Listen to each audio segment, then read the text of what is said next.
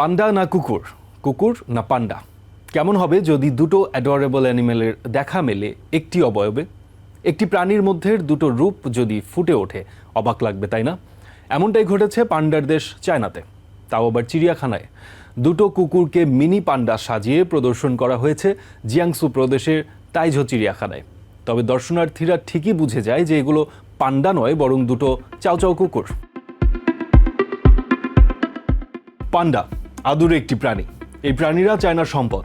বিশ্বের যে দেশেই পান্ডার দেখা মেলে, সব পান্ডাই চায়নার মালিকানাধীন। দুষ্ট স্বভাবের এই প্রাণীদের পছন্দ করে না এমন মানুষ খুঁজে পাওয়া ভার।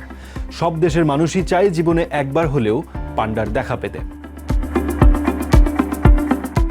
চিড়িয়াখানা, যেখানে দেখা মেলে নানা দেশের নানা প্রাণীদের। বিশ্বের সব দেশের বড় শহরগুলোতে থাকে চিড়িয়াখানা। প্রাণী পরিচিতির জন্য ছোট বাচ্চাদের নিয়ে চিড়িয়াখানা ভ্রমণে যান অভিভাবকরা। কিন্তু চিড়িয়াখানায় যে যদি দেখেন এক প্রাণীকে অন্য প্রাণীর রূপ দেওয়া হয়েছে, নিশ্চয়ই এটিকে প্রতারণা বলবেন। এমন ঘটনাই ঘটেছে পান্ডার দেশ চায়নার জিয়াংসু প্রদেশের তাইঝো চিড়িয়াখানায়, তাও আবার পান্ডার খাঁচায়। চিড়িয়াখানা কর্তৃপক্ষ পান্ডার অভাব পূরণে পান্ডা সাজিয়েছে দুটো স্পিটস প্রজাতির চাউচাউ কুকুরকে। কুকুরগুলোকে তারা পান্ডার মতো রং করে দেয়।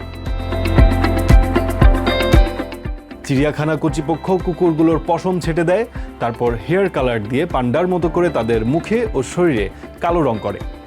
এগুলোকে প্রতিদিন সকাল 8টা থেকে বিকেল 5টা পর্যন্ত খাঁচায় রাখা হতো প্রদর্শনের জন্য।